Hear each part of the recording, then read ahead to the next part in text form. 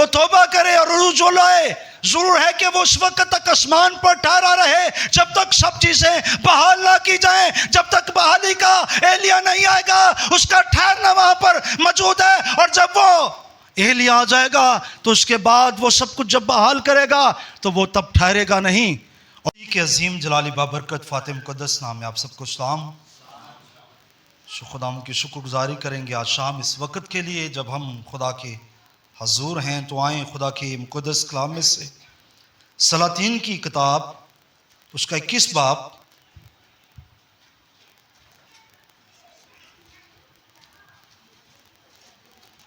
और उसके 21 बाब की पहली आयत से 7वीं आयत तक खुदा के मुक़द्दस कलाम में से पढ़ेंगे।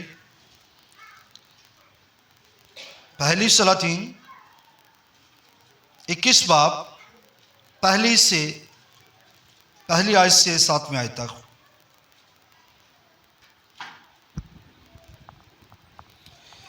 खुदावंद के कलाम में यूँ लिखा है, इन बातों के बाद ऐसा हुआ कि यज़रिएली नबूवत के पास यज़रिएल में एक ताकिस्तान था जो सामरिया के बादशाह अखयब के महल से लगा हुआ था।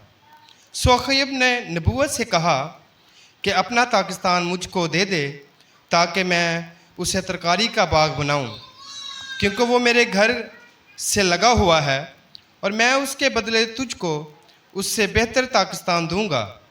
या अगर तुझे मुनासिब मालूम हो तो मैं तुझको इसकी कीमत नगद दे दूंगा।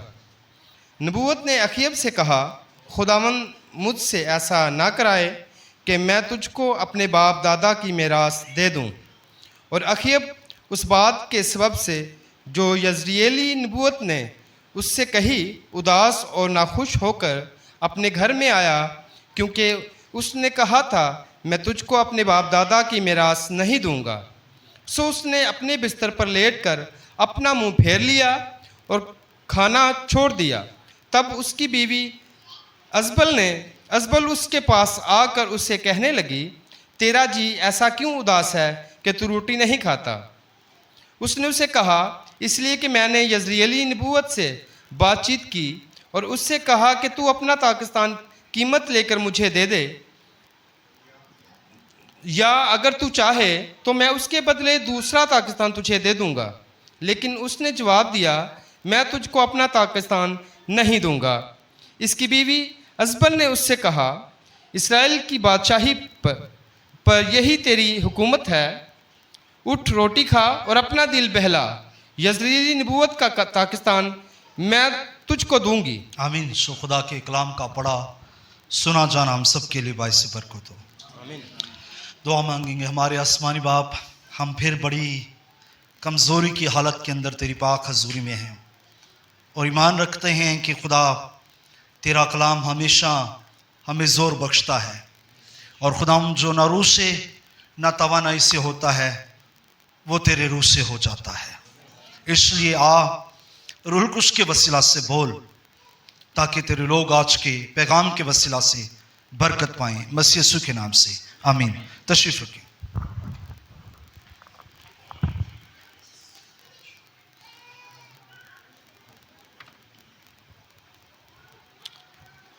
आज फिर हम खुदाम के मुक़द्दस कलाम में से एलिया की खिदमत पर बात करेंगे।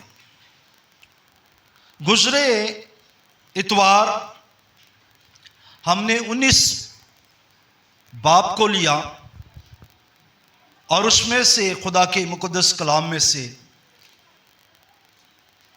सीखा और फिर हम 20वें बाब को भी साथ टच करने वाले हुए और आज हम 21वें बाब में एलिया की खिदमत को देखेंगे। और हम देखते हैं कलाम मुक़द्दस में जब 19वें बाब को पढ़ते हैं तो हमें मिलता है कि मर्द खुदा एलिया जो है वो कहाँ पर है?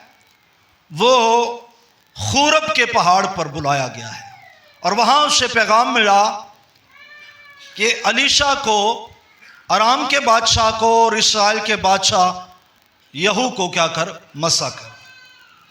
और फिर वो अलीशा को 19वें बाप में मसा करता है और 20वें बाप में अरामियों के साथ जो है अखयब की 2 जंगें हैं। कितनी जंगें हैं? 2 जंगें हैं 20वें बाप के अंदर। पहली जंग,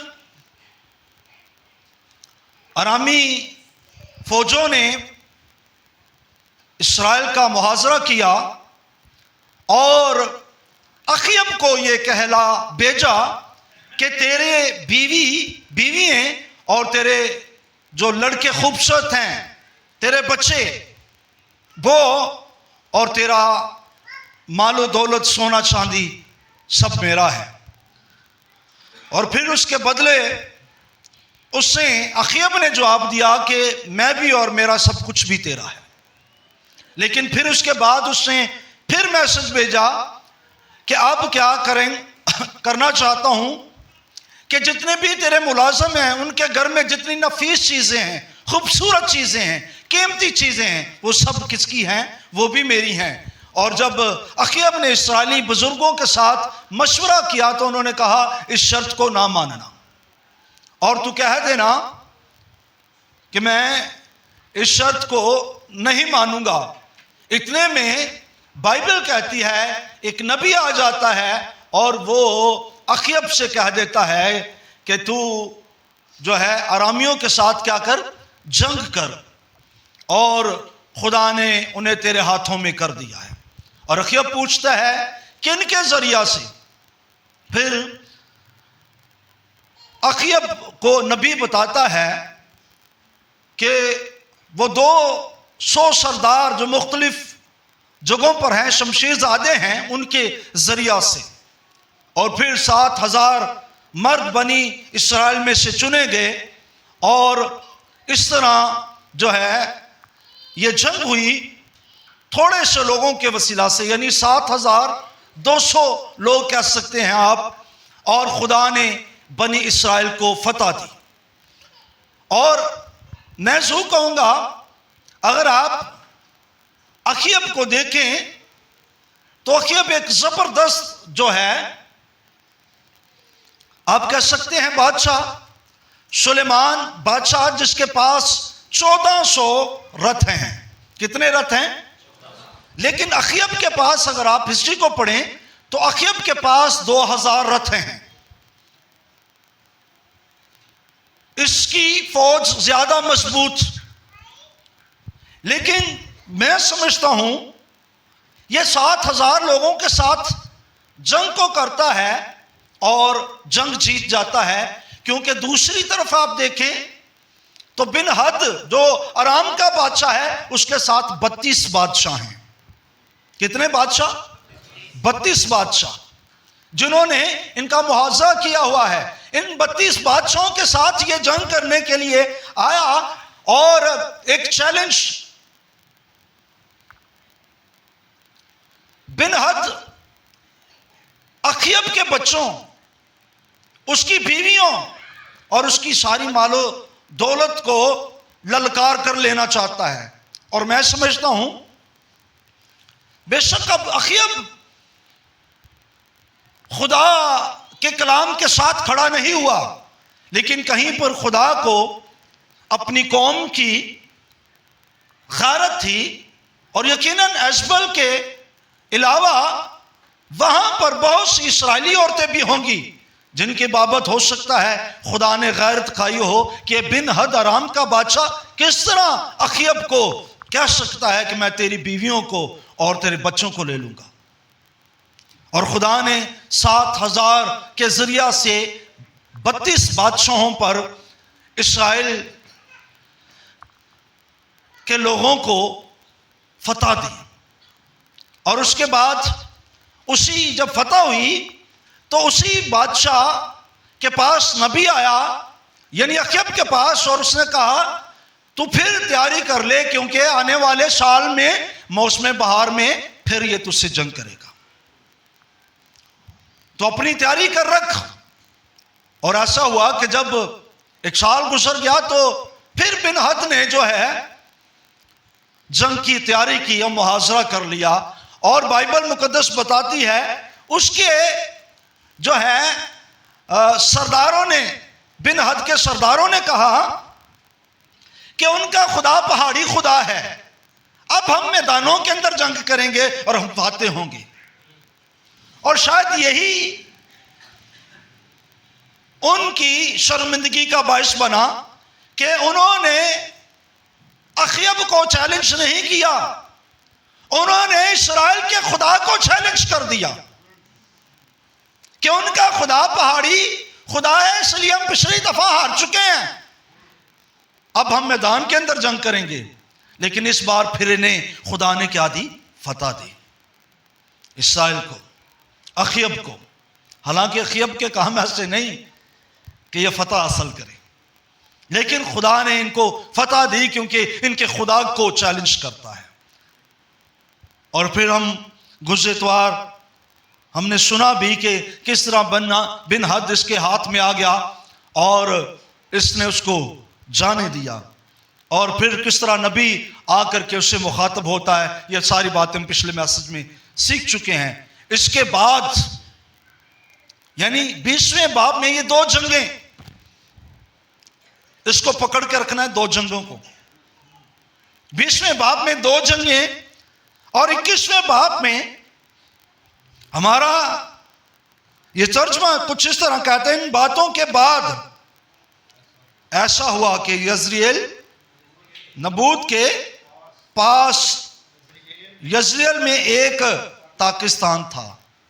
अब एक और तर्जमा कहता है बड़ी काफी दिनों के मुद्दत के बाद।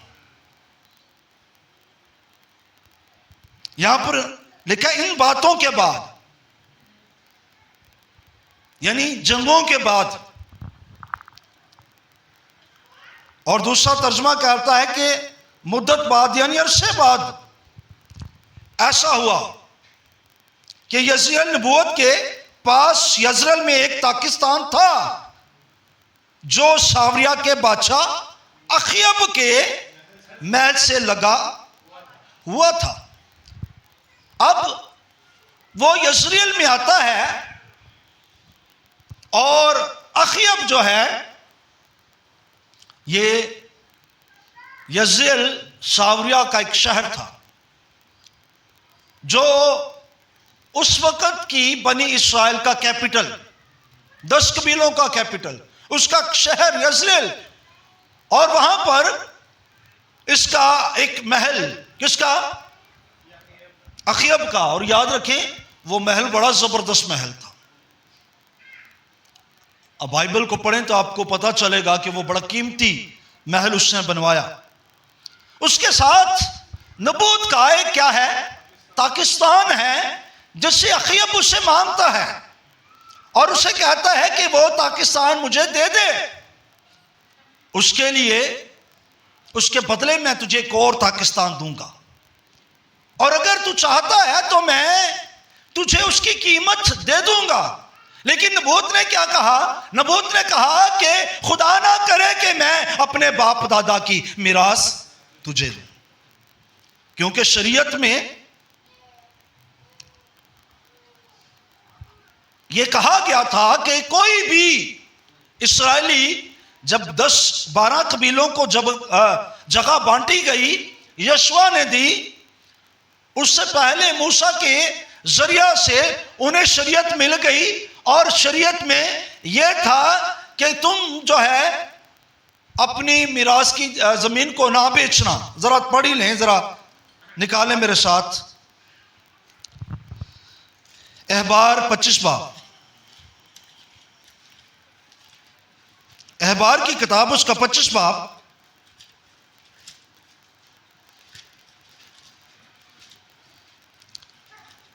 अच्छा, 25 बाब की 23 आयत से पढ़ेंगे। हाँ जी। और जमीन हमेशा के लिए बेची ना जाए। अब यहां पर हम पढ़ेंगे, देखेंगे, लिखा है अब खुदा शरीयत जब देता है तो शरीयत में ये उनके लिए खुदा का कलाम के जमीन हमेशा के लिए बेची ना जाए। हाँ जी, क्योंकि जमीन मेरी है। जमीन किसकी है? जमीन खुदा कहता है मेरी है। और इसलिए ये बेची ना जाए, क्योंकि खुदा ने इसे तख्लीक किया है, खुदा ने इसे बनाया है, ये खुदा के पांव की चौकी है, इसलिए ये बेची ना जाए। हाँ जी। और तुम मेरे मुसाफिर और मेहमान हो। तुम क्या हो? मेरे मुसाफिर और मेहमान हो। तुम मेरे मुसाफिर और मेरे मेहमान हो, और खुदा उन मेहमानों को अपने घर में, यानी यरूशलेम तो खुदावंद का शहर, अपने घर में ठहराता है और कहता है तुम वहां की जमीन को ना बेचना जिस मुल्क के अंदर मैं तुम्हें लेकर जा रहा हूं, जमीन बेची ना जाए। हाँ जी, आगे। बल्कि तुम अपनी मलकियत के मुल्क में हर जगह जमीन को छुड़ा लेने देना। तुम क्या करना? अपनी मलकियत के मुल्क में हर जगह जमीन को क्या करना? छुड़ा लेने देना। हाँ जी। और अगर तुम्हारा भाई मुफलिस हो जाए, तुम्हारा भाई क्या हो जाए? मुफलिस हो जाए। हाँ और जी। अपनी मलकियत का कुछ हिस्सा बेच डाले, तो जो उसका सबसे करीबी रिश्तेदार है वो आकर उसको, जिसे उसके भाई ने बेच डाला है, छुड़ा ले। हाँ जी, आगे। और अगर उस आदमी का कोई ना हो जो उसे छुड़ाए और वो खुद मालदार हो जाए और उसके छुड़ाने के लिए उसके पास काफ़ी हो, तो वो फरोख्त के बाद के बरसों को गिनकर बाकी दाम उसको जिसके हाथ जमीन बेची है फेर दे। अच्छा, वो क्या करे?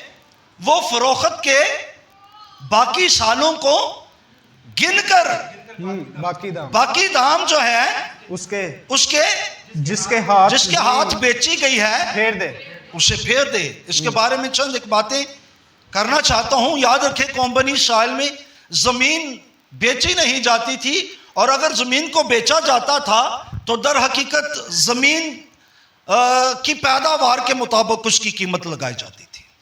जमीन की पैदावार के मुताबिक, वो भी जरूरत पड़ने में सिर्फ जमीन के हासिल के हकूक बेचे जाते थे। जमीन के हासिल के हकूक बेचे जाते थे, यानी किसी शख्स को अगर भाई अमजद मुझसे जमीन खरीद रहा है तो वो सिर्फ क्या कर रहा है? वो अंदाजा लगा रहा है कि साले जुबली में इतना वक्त है, यानी ये 10 साल के बाद साले जुबली आने वाली है, और 10 साल के लिए मैं इसकी ज़मीन को ख़रीद लेता हूँ, और इसके एक किले में इतनी जो है पैदावार जो है 1 साल में होती है, तो मैं उसकी कीमत दूंगा, और इतने सालों में जितनी काश्तकारी होगी, जितनी फसल होगी, मैं उसकी कीमत दूंगा। और इस तरह वो जमीन के हकूक की कीमत लगाई जाती थी।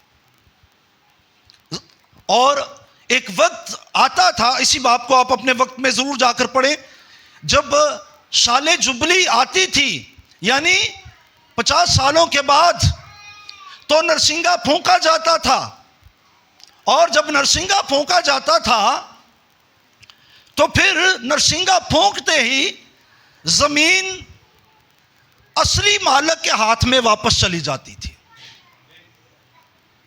और अगर उससे पहले कोई शख्स अपने भाई की जमीन, जिसने उसकी पैदावार के हकूक को मद्देनजर रखते हुए इसे बेच दिया है, अगर उसका भाई उसकी जमीन छुड़ा लेना चाहता है तो वो बेहतर है। और अगर उसका कोई कराबती, कोई रिश्तेदार नहीं है जो उसकी ज़मीन छुड़ाए, तो फिर अगर वही शख्स मालदार हो जाए तो फिर भी वो क्या करता है? वो आने वाले सालों की वक्त को गिन लेता है कि कितने साल रह गए हैं, और उसके मुताबिक वो पैसे देकर ज़मीन को वापस ले लेता है। ये एक कानून था। और अगर कोई भी छुड़ाने वाला नहीं, और वो भी जिसकी ज़मीन है वो मालो दौलत नहीं रखता, तो साले जुबली में उसकी ज़मीन छुड़ा ली जाती थी। लेकिन ये कानून किसके लिए था? खेतों के लिए था, पाकिस्तानों के लिए था, लेकिन घरों के लिए नहीं था।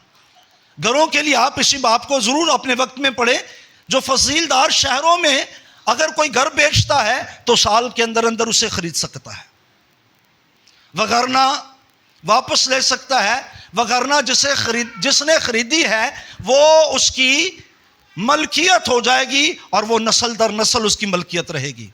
लेकिन लावियों के लिए एक कानून नहीं था। लावी अगर उनका घर वो बेचते तो वो साले जुबली में वापस ले सकते थे। आप जरूर अपने वक्त में ये पढ़ें। आपको इन सारी बातों का इल्म हो जाएगा कि इसी तरह की ये बात है। तो अब ज़मीन बेची नहीं जाती थी, ज़मीन क्या हो जाती थी, ये नस्ल दर नस्ल जो है एक ही ख़ानदान के पास रहती। यानी जो दान के ख़ानदान की जगह है वो दान ही के पास रहेगी, उसकी नस्ल के पास रहेगी। जो नफ्ताली के ख़ानदान की जगह है वो नफ्ताली के ख़ानदान के पास ही रहेगी। जो जद के ख़ानदान की, यूं ये नस्ल दर नस्ल उनके पास रहेगी। और नबूत क्या कहता है, खुदा ना करे कि मैं क्या करूं, अपने बाप दादा की मिरास तुझे दे दूं। मैं खानदानों के अंदर देखता हूं और बहुत से लोगों को ऐसे भी देखता हूं जिनकी नेचर नबूत की तरह है। हमारे माशरे के अंदर यह आम बात है, जो दौलतमंद है वो चाहता है मैं और दौलतमंद हो जाऊं, यदि नाल दी ना मैं जगह खरीद लवा, वो फलानी जगह भी ना मैं खरीद लवा, वो फलानी भी ना खरीद लवा।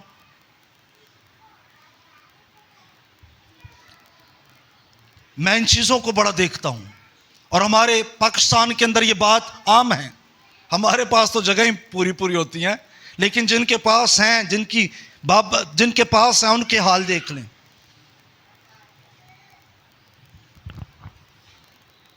एक हाल पिछे लड़ पैंदे ने,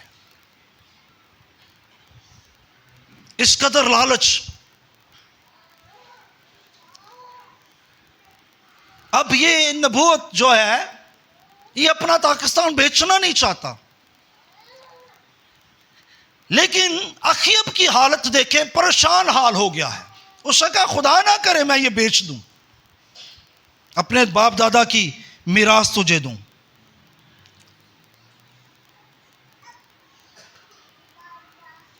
और लिखा है, सॉरी वापस चलेंगे सलातीन में।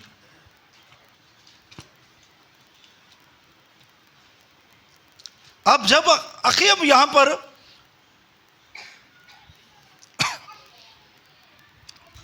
बात करता है और लिखा है, और अखियब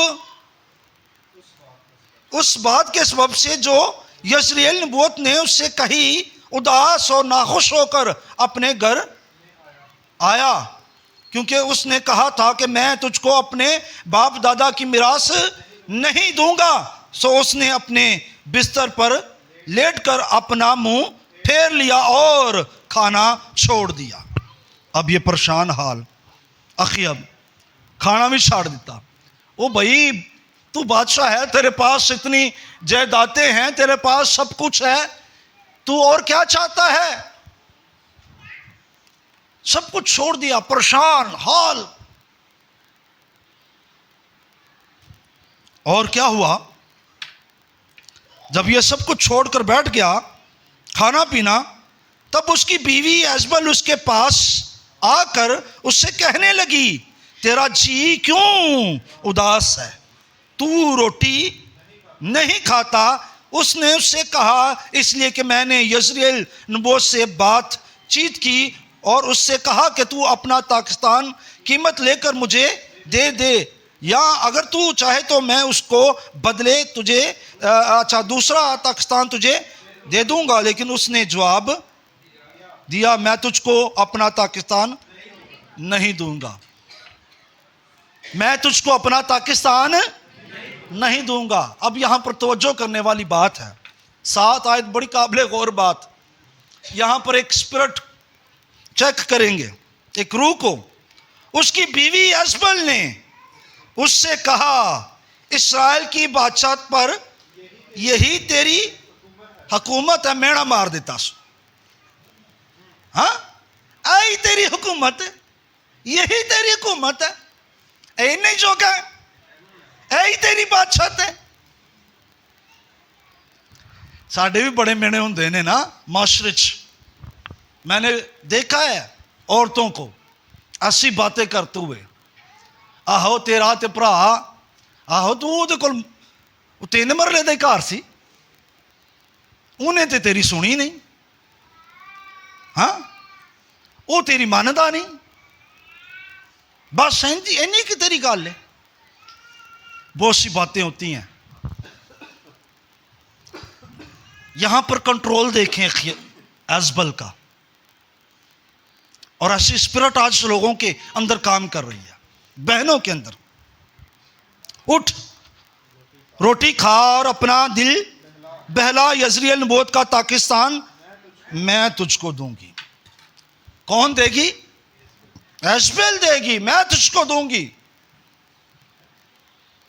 और फिर उसने क्या किया? सो उसने अखीब के नाम से खत लिखे और उन पर उसकी मोहर लगाई। अब एजबेल क्या करती है? अखीब के नाम पर खत लिखती है और अखीब की मोहर उस पर लगा देती है, और यजरियल के अंदर जो नबूवत के घर के आस पड़ोस के अमीर और बुजुर्ग लोग हैं, उनको ये कहला बेचती है कि रोज़ा की मुनादी करो और नबूवत को क्या करो, ऊंची जगह पर बिठाओ, और नबूवत को ऊंची जगह पर बिठाओ, और क्या करो, 2 झूठे गवाहों को लो, और क्या करो, ये कहो कि नबूवत ने खुदा के खिलाफ कुफर बका और क्या किया है, बादशाह पर क्या की है, लानत की है। इन्हीं गल इनू याद है कि कुफर बकन से, खुदा के खिलाफ कुफर बकन से सजा है। ये गैर कौम की औरत थी ना, इन्हीं गल इनू याद है कि इन्हां दी शरीयत है कहती है, लेकिन ये भूल गए कि इनकी शरीयत में जगह बेची नहीं जाती, किसी को दी नहीं जाती। और मैं जब इसे पढ़ रहा था तो मैं कह रहा था अपने मतलब लिए बहुत सारे लोग आयतां लै लैंदे ने ते जिथे मतलब ना छड़ भी देंदे ने। इसने इस वर्ष को छोड़ दिया, इसने इस हुक्म को छोड़ दिया, इसने इस बात को छोड़ दिया। और आज भी जहां पर एजबल की स्पिरिट है, वहां पर कुछ और ही बात है। एजबल की स्पिरिट बाइबल मुकद्दस में, एजबल जो है यह फैशन करने वाली औरत, एजबल अपने शोहर पर हुकूमत करने वाली औरत, एजबल जो है अपने शोहर की बादशाहत के अंदर मुदाखलत करने वाली औरत, कुछ भूल जाती है और कुछ बातें पकड़ लेती है, जो मतलब की है उसे इस्तेमाल में लाती है कि कलाम में ये भी है, और जो मतलब की नहीं है उसे छोड़ देती है। आज भी ऐसे ही स्पिरिट पाई जाती है। बहनों को फैशन के तलक से करें, वो अलग अलग बातें कहती रहती हैं, वो हमें सुनाती रहती हैं, वो जी वो भी तो करता है, वो भी तो करता है, वो भी फलां भी करता है। हाँ, ये एजबल की स्पिरिट है।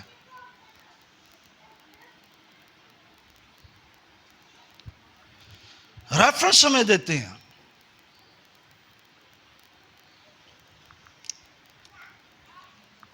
उसने मुनादी करवाई और फिर कहा तुम क्या करना, उसे संसार कर देना, मार देना। और नबूवत के साथ ऐसा ही हुआ, उसे संसार कर दिया गया। और जब यह बात एजबल तक पहुंची कि उस पर इल्जाम लगाकर उसे संसार किया गया है, तो फिर अखीब के पास जाती है, कहती है नबूवत मर गया है, जा और उसके पाकिस्तान पर कब्जा कर। क्यों कब्जा कर? क्योंकि नबूवत की नस्ल में आगे कोई नजर नहीं आता। और जब कोई शख्स जो है, इसने प्लानिंग क्यों की थी? इसे पता था आगे तो कोई और है नहीं है कि यह मरेगा और मिरास उसकी हो जाएगी।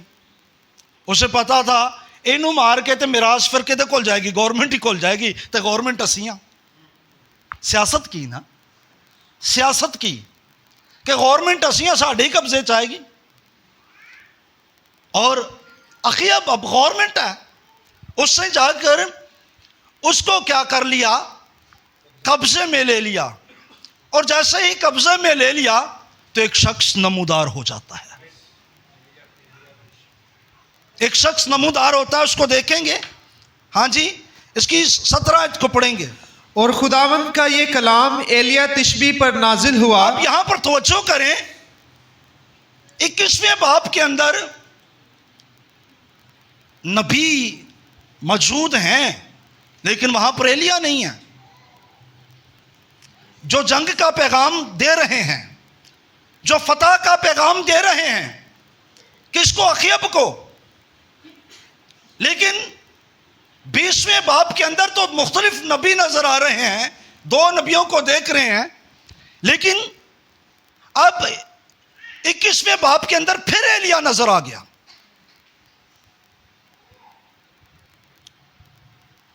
वहां पर तो जंगों की फतह का जिक्र है, लेकिन यहां पर मिराज का जो है मामला है। यहां पर तो जमीन का मामला है। यहां पर खास बात है, और खास बात के लिए खास ही नबी को होना चाहिए था।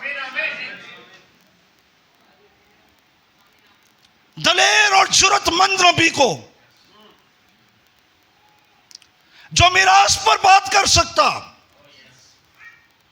जो अखीब को उसकी सजा सुना सकता, जो अखीब को बता सकता कि अब तेरे साथ होने वाला क्या है।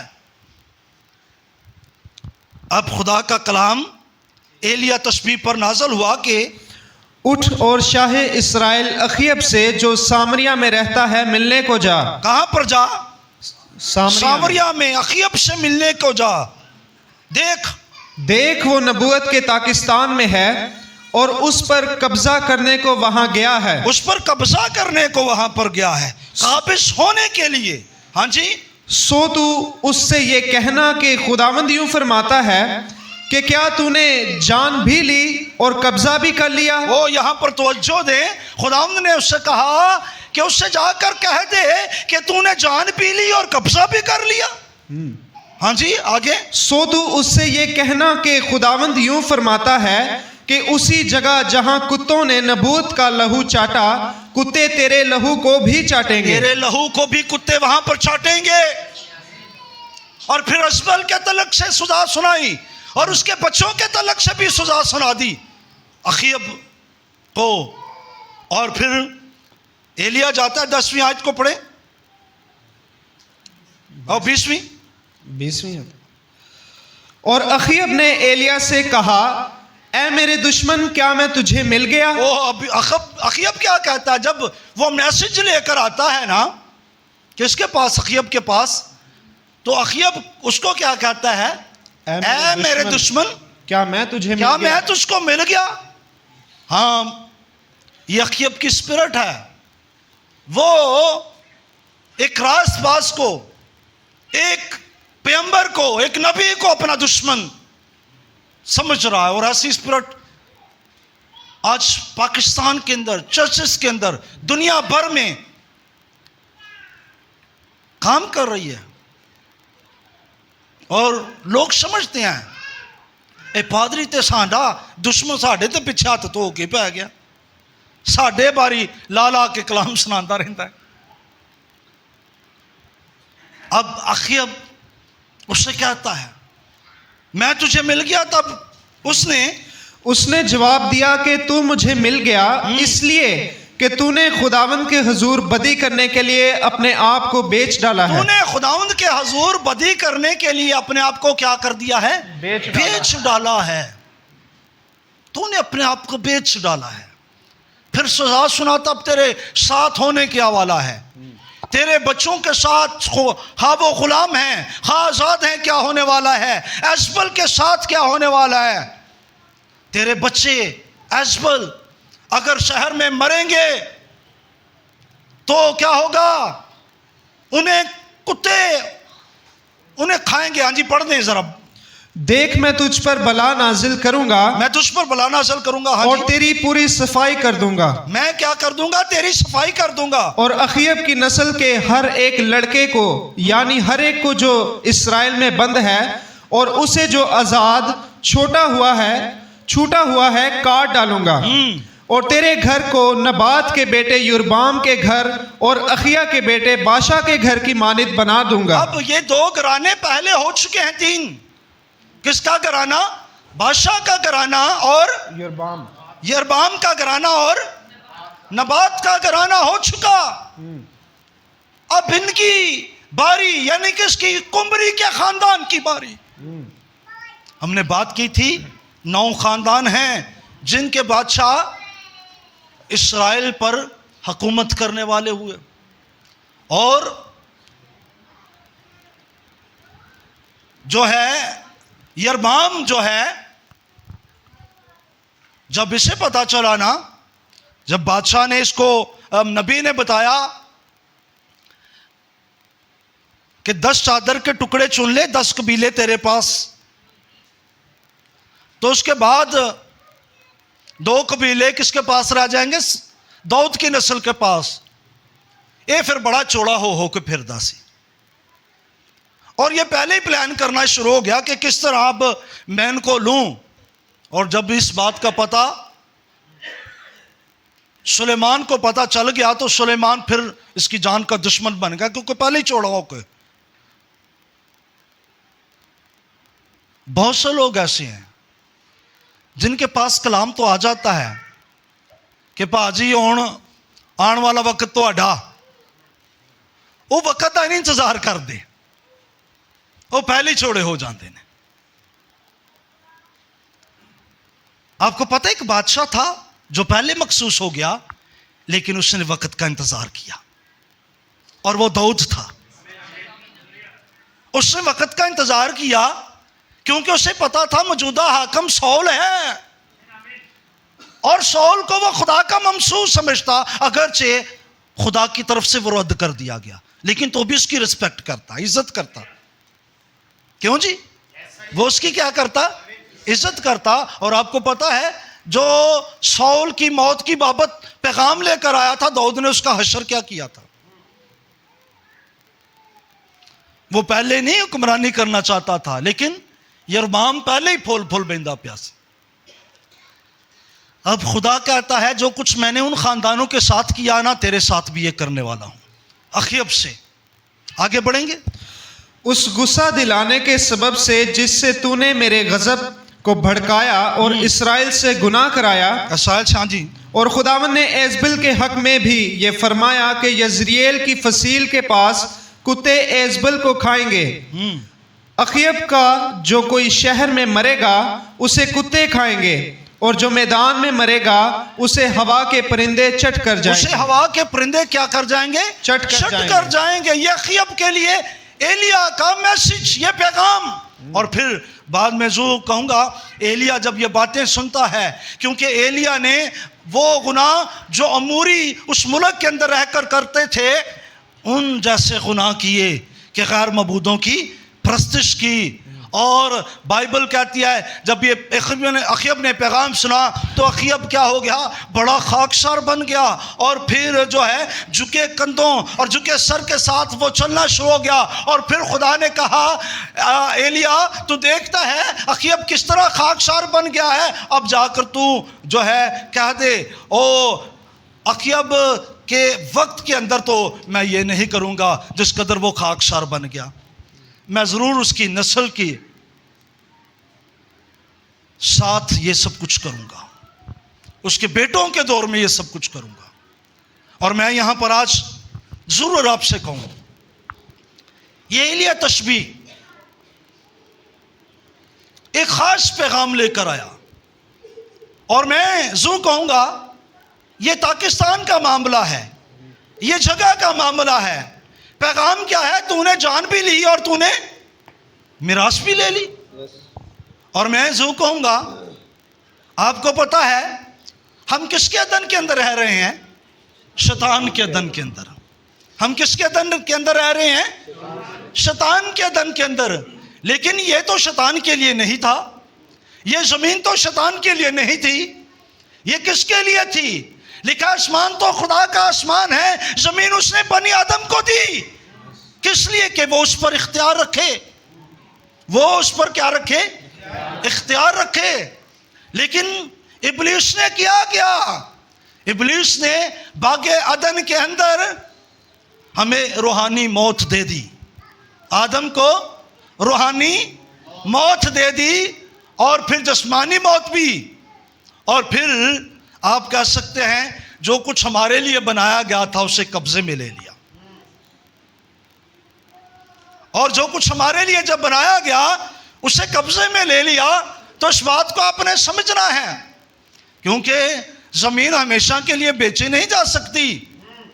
वो किसके लिए होगी? जमीन तो खुदा की है, असली मालिक के लिए है। थोड़े वक्त के लिए जरूर इसे जो है बेचा जा सकता है, लेकिन वो भी इसके हासिल की कीमत को लगाकर,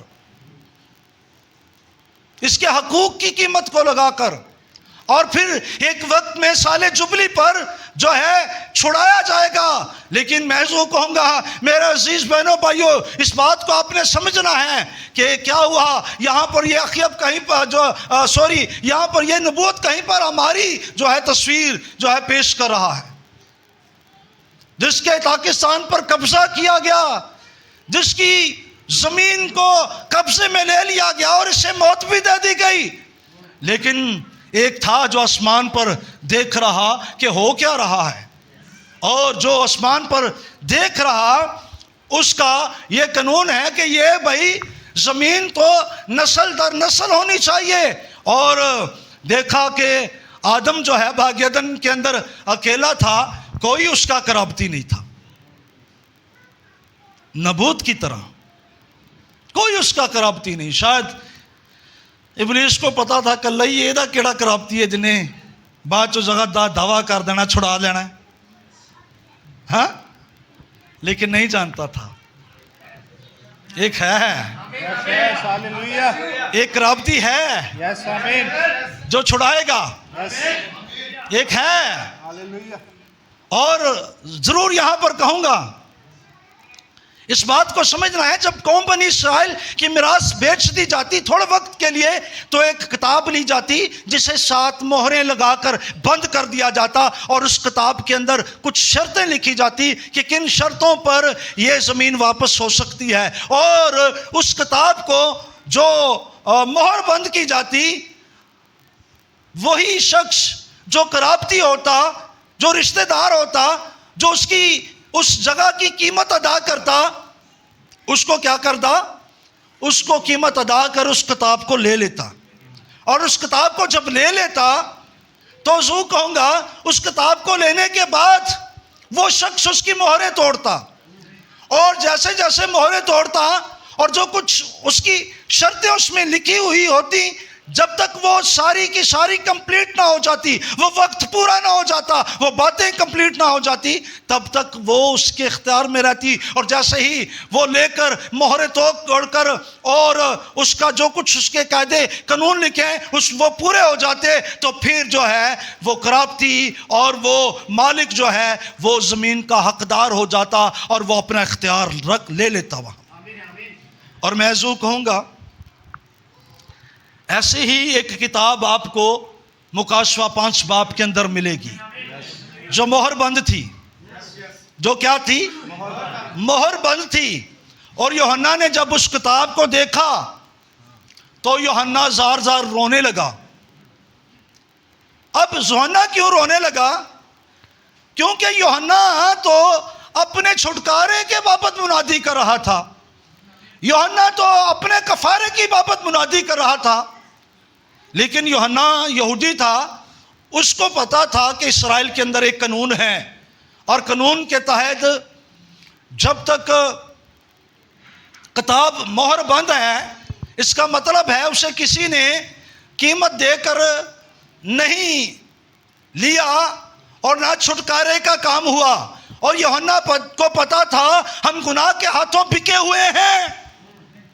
यूहन्ना को पता था कि हमें छुड़ाने वाला, मखलसी देने वाला कोई है। लेकिन यूहन्ना ने जब किताब को मोहर बंद देखा ना मुकाशवा 5 बाब के अंदर, तो यूहन्ना जो है उस किताब को देखकर जार जार रोने लगा, क्योंकि उसको पता था किताब तो मोहर बंद उसी वक्त है ना जब कोई उसको ख़रीदने वाला नहीं, उसकी और मखलसी देने वाला नहीं, छुटकारे देने वाला नहीं। और मुकाशवा 5 बाब के अंदर जो आपको किताब नजर आती है ना, उसे मखलसी की किताब कहा जाता है, जो मोहर बंद है। और जब यूहन्ना रोने लगा तो 24 बुजुर्गों में से जो उस तख्त के चौगिर्द थे, एक ने उससे कहा, यूहन्ना ना रो, मत रो, यहूदा के कबीले का वो बब्बर जो दाऊद की असल और नस्ल है वो गालिब आया है। और यूहन्ना ने जब उसे देखने के लिए मुंह फेरा तो बाइबल मुकद्दस कहती है उससे वहां पर जो है ज़बा हुआ बरा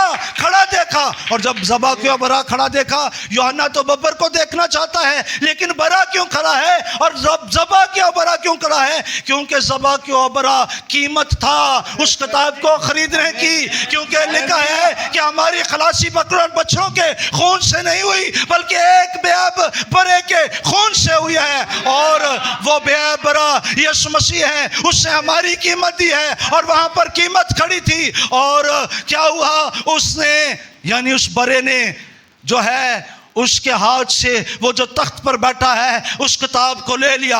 और जब ले लिया तो फिर 24 बुजुर्ग और 4 जहन्ना और जो वहां पर मौजूद हैं फरिश्ते सभी गीत गाने लगे, तू ही इस किताब को लेने और इसकी मोहरों को तोड़ने के लायक निकला, तू ही निकला। और वो वहां पर नया गीत गाने लगे। और जब वो गीत गा रहे थे तो उसके बाद बाइबल कहती है कि बरा ने उन मोहरों को तोड़ा। और जब मोहरों को तोड़ दिया तो मैं जरूर कहूंगा मोहरों को तोड़कर क्या हुआ, बरा ने उन मोहरों को तोड़ा। और जब मोहरों को तोड़ दिया और सारी की सारे मोहरें टूट गई, किताब खुल गई, तो मुकाशवा 10 बाब के अंदर चले जाएं। मुकाशवा 10 बाब के अंदर जब आप जाएंगे तो मुकाशवा 10 बाब के अंदर वो किताब लेकर नीचे आ गया। और जब किताब लेकर नीचे आ गया तो मुकाशवा 10 की 7 को पढ़ें तो वो किताब जो उस फरिश्ते के हाथ में थी जो जोरावर था, जिसका एक पाँव खुशकी पर था और एक पाँव समंदर पर था, और जिसके हाथ में वो खुली हुई किताब थी, उसने जो है वो किताब आकर 10 बाब के अंदर 7वें जमाने के फरिश्ते को दे दी। और 7वें जमाने का जो फरिश्ता था, याद रखें, उस पर एलिया का मसा था, उस पर एलिया का मसा था।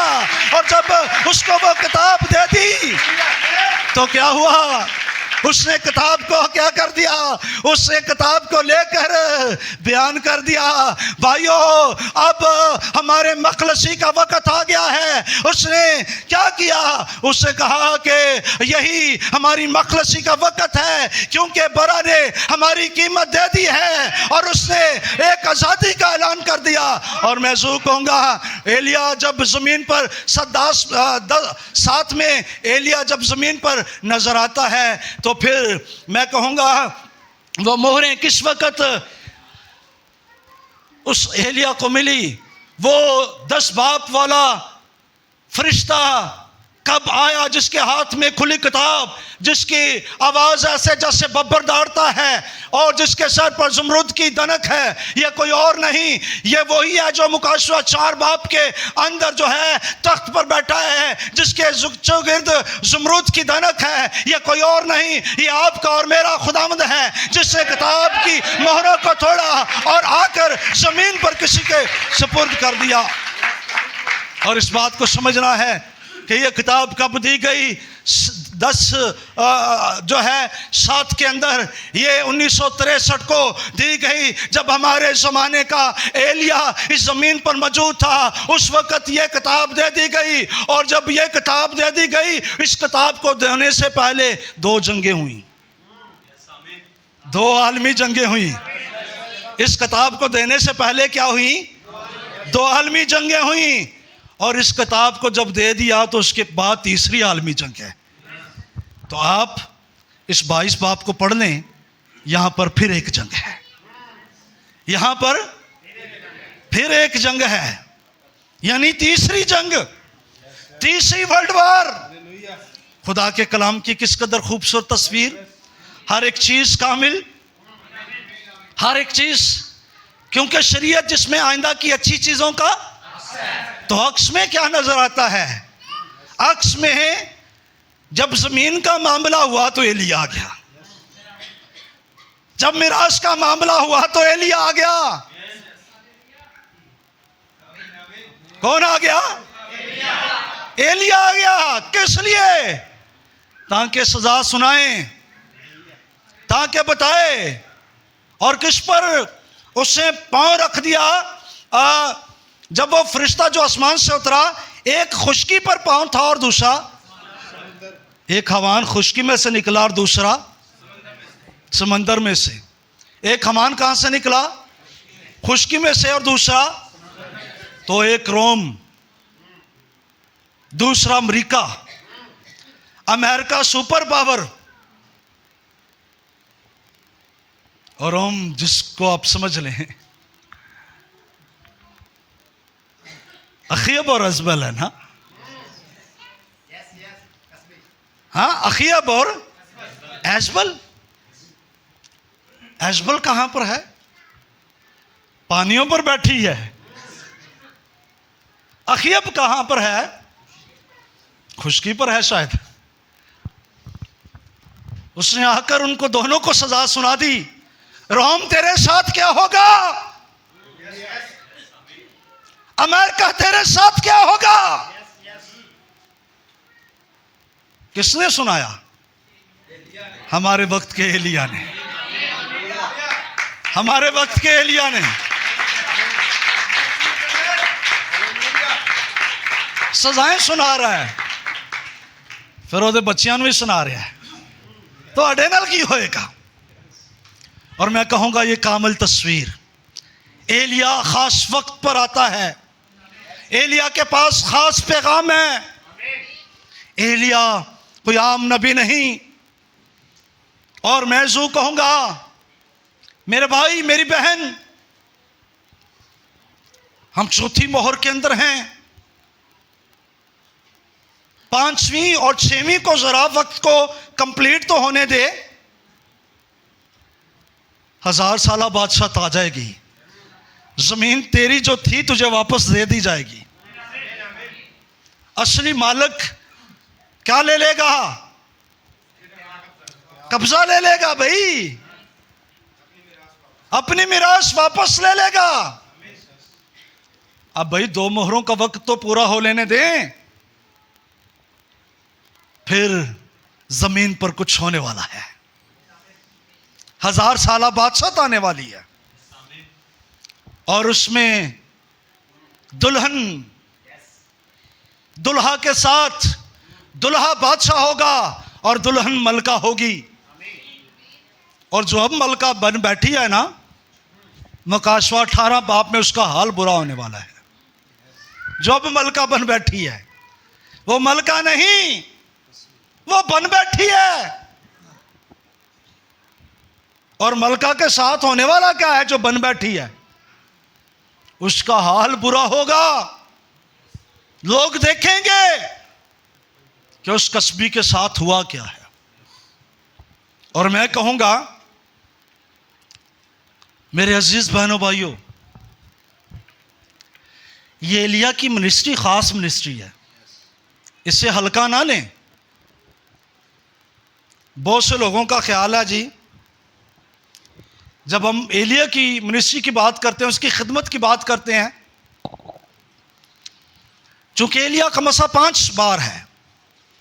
पहली बार एलिया खुद है, और दूसरी बार अलीशा पर है, और तीसरी बार यूहन्ना बपतिस्मा देने वाले पर है, और चौथी बार यीशु मसीह जब सूरत की तब्दीली के पहाड़ से उतर रहा था तो शागिर्दों ने कहा, फिर फकिया क्यों कहते हैं कि एलिया का पहले आना जरूर है? यीशु मसीह ने कहा एलिया अलबत्ता आएगा और सब कुछ बहाल करेगा। ये चौथी बार बहाली का एलिया, और बहाली के एलिया की बाबत ये चौथा मसा। ये कब होगा? बहाली का एलिया यीशु मसीह की दूसरी आमद से पहले होगा जमीन पर। जिस तरह पहली आमद पर यूहन्ना बपतिस्मा देने वाला था और दूसरी आमद पर बहाली का एलिया। क्योंकि पतरस से कहा गया, पतरस ने अमाल 30 बाब की 19 आयत में कहा कि तुम में से हर कोई क्या करे? अपने गुनाहों की माफी के लिए क्या करे? वो रुजू लाए और क्या करे? वो तौबा करे और रुजू लाए। जरूर है कि वो उस वक्त तक आसमान पर ठहरा रहे जब तक सब चीजें बहाल ना की जाएं। जब तक बहाली का एलिया नहीं आएगा, उसका ठहरना वहां पर मौजूद है। और जब वो एलिया आ जाएगा तो उसके बाद वो सब कुछ जब बहाल करेगा तो वो तब ठहरेगा नहीं। और जब यूहन्ना ने मुकाशवा 10 बाब की 6 आयत में, गालिबन 5वीं आयत में पूछा, उसने कहा मैं इन गर्जों को लिखूं? उसे मना कर दिया गया, तेरा वक्त नहीं, तू इनको ना लिख। और फिर साथ ही कसम खाई कि आसमान की कसम खाकर कहा, यल कयूम की कसम खाकर कहा, अब और देर ना होगी, बल्कि 7वें फरिश्ते की आवाज देने के जमाना में, यानी बहाली के एलिया के जमाना में, इन मोहरों को बयान कर दिया जाएगा, इन गर्जों को बयान किया जाएगा। और जैसे ही गर्जें बयान की जाएंगी और उसके बाद क्या होगा, जब तक सब चीजें बहाल की ना जाएं, उसका आसमान पर ठहरे रहना जरूर है। और उसके बाद क्या होगा, बहाली आएगी। और ये चौथे एलिया के साथ हो रहा। और फिर 5वां जो है वो मुकाशवा 11 बाब के 2 गवाहों में से आप एक मूसा को और एक एलिया को देखते हैं। लेकिन बात जो शुरू की किस लिए की, क्योंकि बहुत से लोग कहते हैं जी ये एलिया का मसा क्या, अब तो रूहुल कुद्स आ गया है, अब तो रूहुल कुद्स का मसा है। तो मैं जरूर यहां पर एक बात बयान करता जाऊं, भाई रूहुल कुद्स के मसा के जरिया से ही बैल का मसा है, बब्बर का मसा है, आदमजात का मसा है, अकाब का मसा है। यानी इन 4 मसों के अंदर कितनी खिदमतें, 5 खिदमतें, यानी रसूल, नबी, उस्ताद, चरवाहा और मुबशर, ये खिदमतें, ये एक ही मसा, रूहुल कुद्स के मसा के वसीला से ये किसी को उस्ताद का मसा दिया जा रहा, किसी को नबी का मसा दिया जा रहा, किसी को जो है उसी रूहुल कुद्स के वसीला से जो है मुबशर का लिए मसा किया जा रहा, उस पर खास ब्लेसिंग आ जाती, किसी पर पास्टर की ब्लेसिंग, किसी को डीकन और किसी को परस्तार, दीगर मसा आकर उन पर ठहर जाते। और वो मसा जो उन पर ठहर जाते वो उसी मसा के अंदर काम करते। तो याद रखें ये रूहुल कुद्स की ममूरी के वसीले से ही एलिया का भी मसा है, ये मुख्तलिफ वक्तों में आया है। और जब ये खास पैगाम होता है तब ये मसा आता है, जब ये खास बात होती है तब ये मसा आता है, ये आम बात नहीं। जब नबियों को, जब बादशाहों को चैलेंज किया जाता है तब ये मसा आता है। आप चाहे यूहन्ना की खिदमत को उठा कर देख लें, वो भी क्या करता है, वो भी चैलेंज करता है किसको, बादशाहों को। और वो कहता है तुझे अपने भाई की बीवी रखना रवा नहीं बादशाह। ये खास मसा, ये खास ब्लेसिंग। और मैं जो कहूँगा मेरे अजीज़ बहनों भाइयों, ये बड़ी एक खूबसूरत तस्वीर है। अगर कोई समझे तो, अगर कोई जाने, अगर बाइबल की गहराइयों में उतरे, क्योंकि शरीयत आइंदा की अच्छी चीज़ों का क्या है, अक्स है। तो अक्स में क्या नज़र आ रहा है, पहले 2 जंगें नज़र आ रही, फिर मिराज के मामले में कोई एलिया नज़र आ रहा, और फिर जब वो आता है फिर वो पैगाम देता है, फिर वो सजाओं की बाबत सुनाता है, और फिर तीसरी जंग नज़र आती है और बीच में एलिया नहीं है।